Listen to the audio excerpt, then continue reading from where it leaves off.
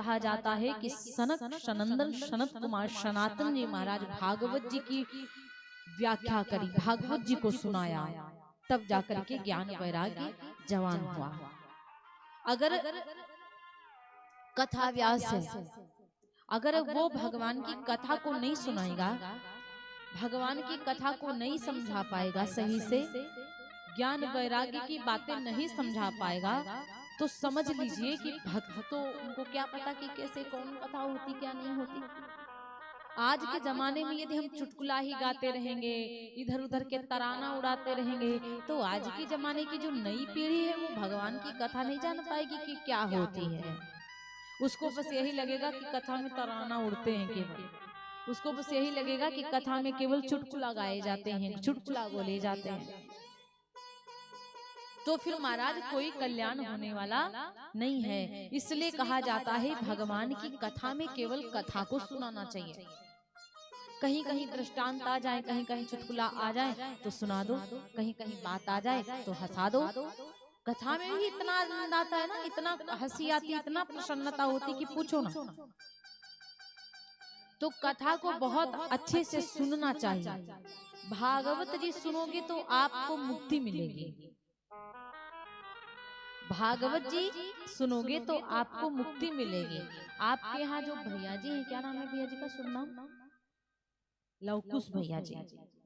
लवकुश भैया जी जो भागवत जी करवा रहे हैं, इतनी सुंदर देखो व्यवस्था करी, बहुत अच्छी व्यवस्था है, वीआईपी मंच बना हुआ है, अच्छा लग रहा है। लवकुश भैया जी और उनके पिताजी, उनकी माता जी, देखिए अकेले दम पर कितना व्यवस्था करी। आजकल तो सब कमेटी से करते हैं महाराज, तब भी व्यवस्था करने में कंजूसी करते हैं, फिर भी दुनियादारी की बात सुनाएंगे, अरे दीदी जी कितना खर्चा हो गया। एक अकेला व्यक्ति जो करवाता है ना, वो सारी व्यवस्था ही करा लेता। जब 10 लोग मिलकर करवाते हैं ना, तो वो नहीं करवा पाते, अपनी मजबूरी गाते रहते हैं। महाराज कहा जाता है कि इस प्रकार से भागवत जी सुनोगे तो मुक्ति मिलेगी, और राम कथा सुनोगे तो जीना सीखोगे। राम कथा से हम लोग को क्या करना चाहिए, क्या नहीं करना चाहिए, कैसे बेटियों को रहना चाहिए, कैसे बेटों को रहना चाहिए, ये राम कथा बताती हैं। लेकिन मरने के बाद यदि हमें मुक्ति होना है ना, मुक्ति पाना है, तो भागवत सुनो। भागवत, श्री मद भागवत, श्री माने लक्ष्मी, मद माने नशा। श्री माने लक्ष्मी, मद माने नशा। श्री मद भागवत, भा माने भक्ति, गा माने ज्ञान, वा माने वैराग्य, ता माने त्याग। जो व्यक्ति भक्ति को सुनता है, जो व्यक्ति भागवत जी को सुनता है, उसको ज्ञान, वैराग्य, त्याग और भक्ति सब कुछ मिलता है। मरने के बाद उसके अकाउंट में वो लिख करके भगवान की नजर में चित्रगुप्त जी लिखते हैं कि आपने जीवन में क्या किया, आपने जीवन में भक्ति करी कि नहीं करी, आपने भागवत जी सुनी कि नहीं सुनी। भागवत साक्षात श्री कृष्ण है। जो व्यक्ति भागवत सुनता है ना, साक्षात श्री कृष्ण है भागवत।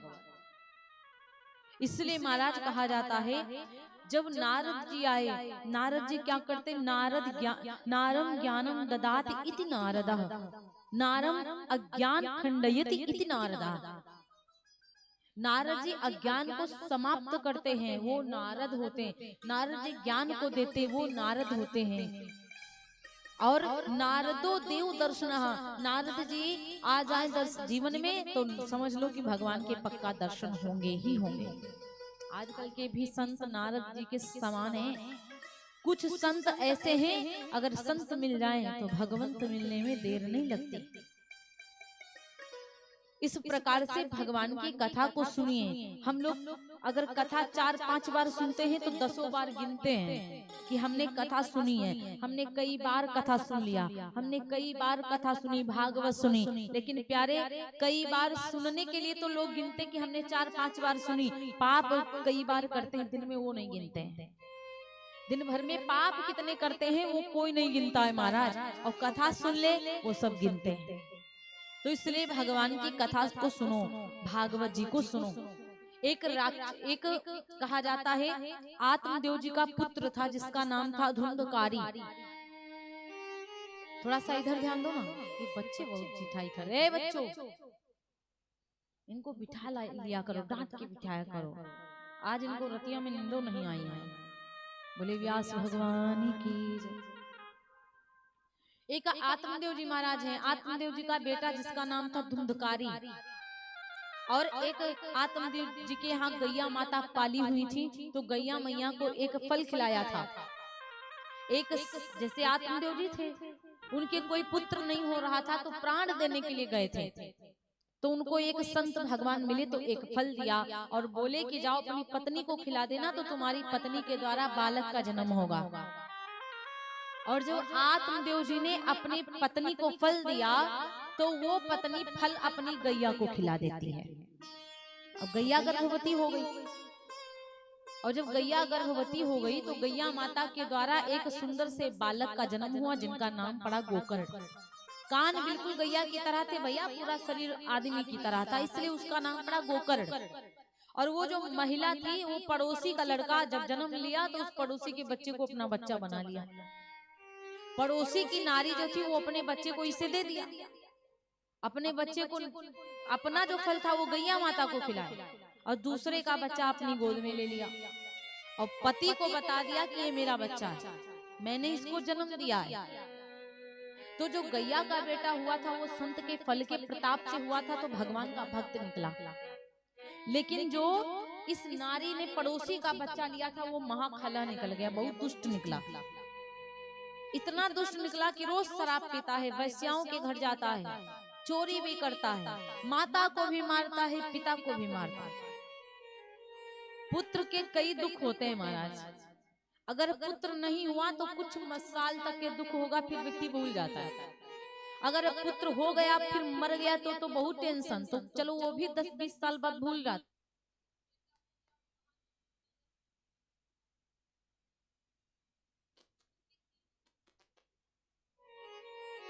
कहा जाता है कि पंडित जी के जब एक बेटा हुआ गैया के द्वारा, तो भगवान का भक्त निकला। पंडित जी का जो दूसरा बेटा था, धुंधकारी नाम उसका रखा। उसकी माँ का नाम था धुंधली, और उसका नाम रखा, बेटे का नाम रखा धुंधकारी। इतना पापी वैश्याओं के घर जाता है। एक दिन रात्रि में माता को खूब मारता है और बोलता है कि धन लाओ। तो माता बेचारी डर गई, मार खाई तो दर्द हुआ तो रोने लगी, कहने लगी कि देखो बेटा, सुबह धन दूंगी, अब जब था ही नहीं तो देती क्या। रतिया में कूद गई कुआं में, मर गई। और जो रात में कूद करके कुआं में प्राण को त्याग दिया। और जो गऊ का बेटा था जिसका नाम था गोकर्ण, वो चले गए मंदिर, तीर्थ चले गए। उस नारी का पति भी तीर्थ चला गया, और वो नारी कूद कर कुआं में मर गई। अब कुआं में जब मर गई, तो वो जो धुंधकारी नाम का राक्षस था, वो वैश्याओं के घर गया। और जब वैश्याओं के घर को पहुंचा, तो कहा जाता वैश्याओं ने चारपाई में बांध करके उसको खूब मारा रात में। और जब नहीं मर रहा था, तो आग के गोट्टा खिला करके मार दिया। वो महापरेत बन गया। और जब महापरेत बनता है ना, तो परेत का जीवन बड़ा कष्टदायी होता। भूख लगती लेकिन खा नहीं सकता, प्यास लगती लेकिन पानी पी नहीं सकता, ठंड लगती लेकिन ओढ़ नहीं सकता। प्रेत का जीवन बहुत ही दुखदायी होता है महाराज। वो प्रेत बन गया, उसकी मृत्यु हुई, तो महाप्रेत फर्स्ट क्लास नंबर 1 वाला प्रेत बना महाराज।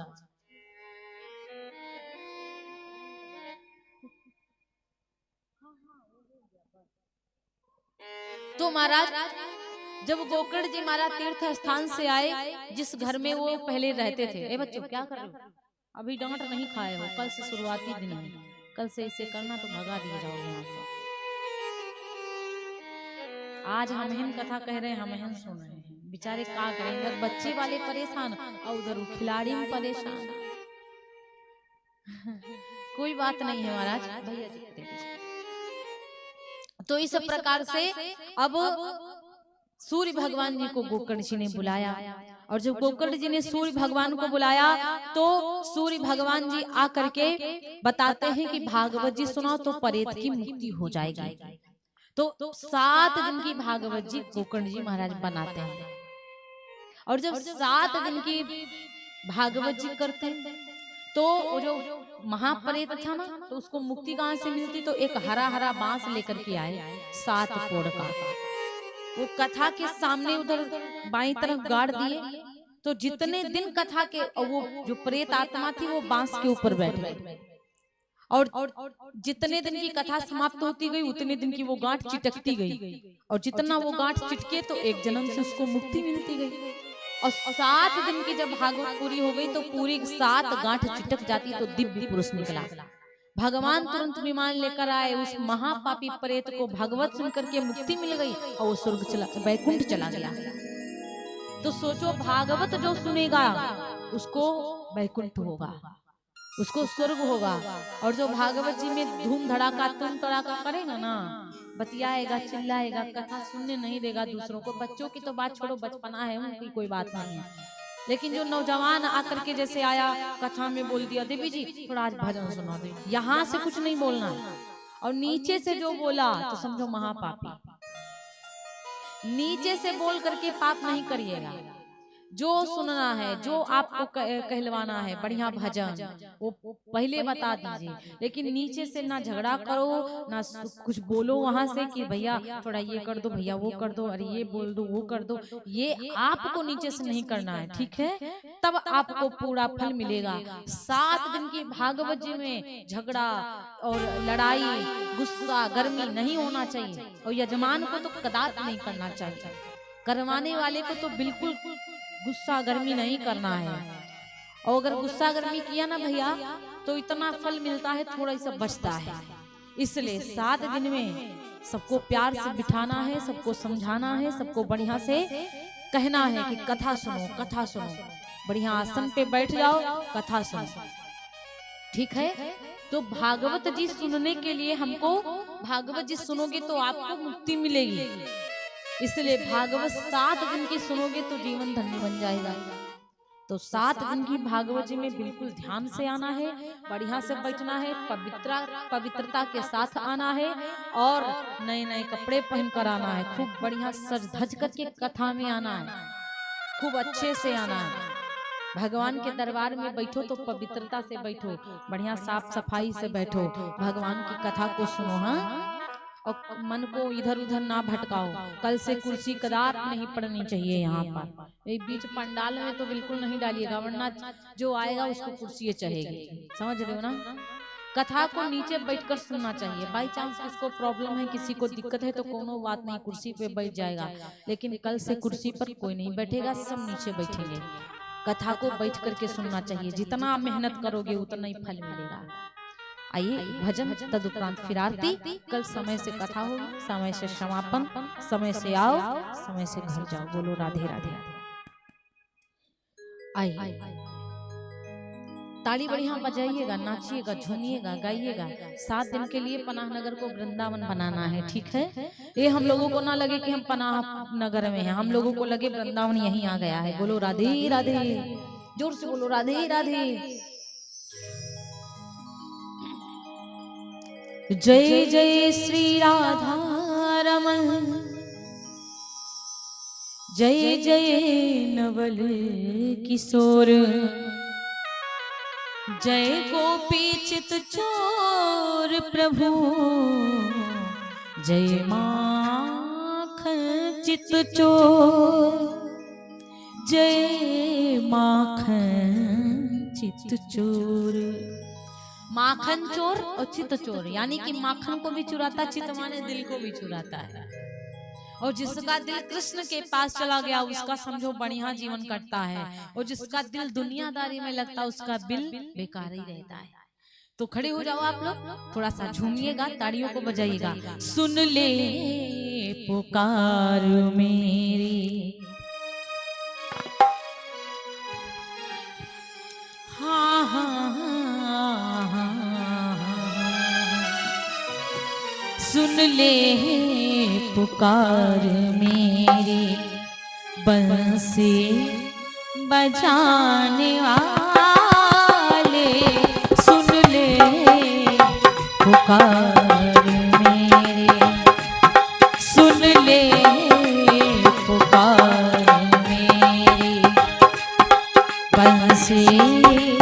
बजाने वाले बिगड़ी मेरी बना दे, बिगड़ी मेरी बना दे, बिगड़ी बनाने वाले बिगड़ी मेरी बना दे।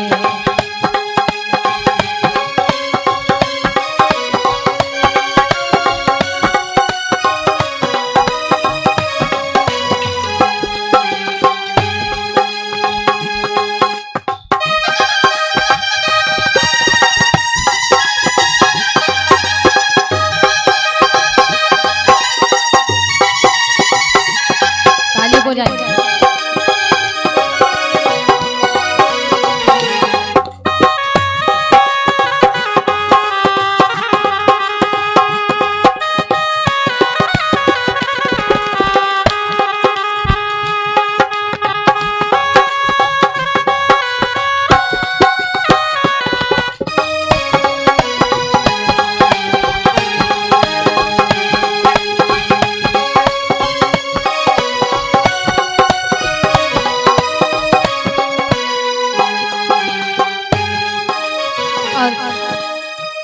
द्रौपदी सभा में घेरी,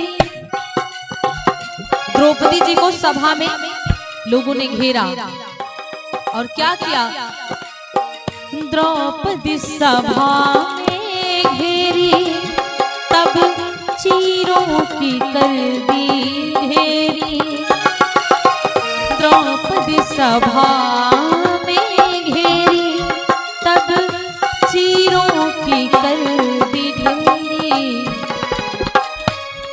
पलक की नहीं की देरी, पलक की नहीं की देरी। लजिया बचाने वाले पलक नहीं की देरी। लजिया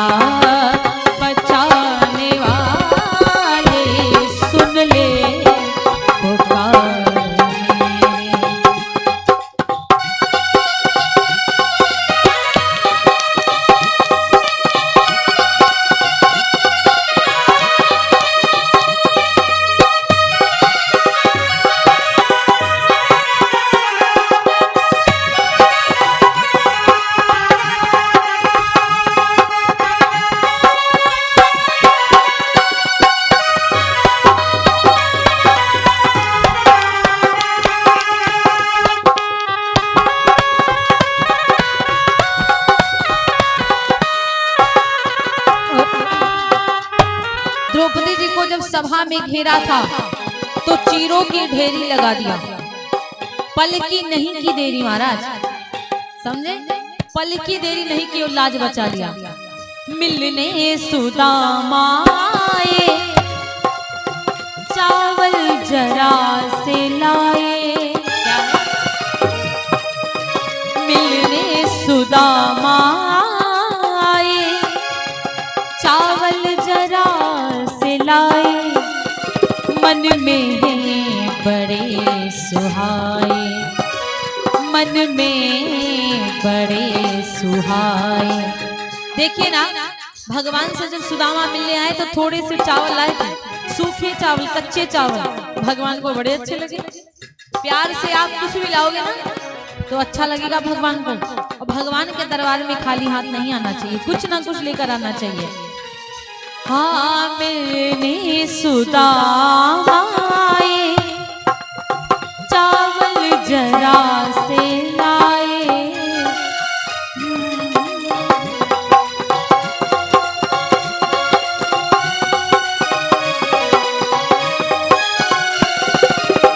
मिलने सुदामा आए, चावल जरा से लाए। मन में बड़े सुहाए, मन में बड़े सुहाए। विपदा मिटाने वाले मन में बड़े सुहाए। विपदा।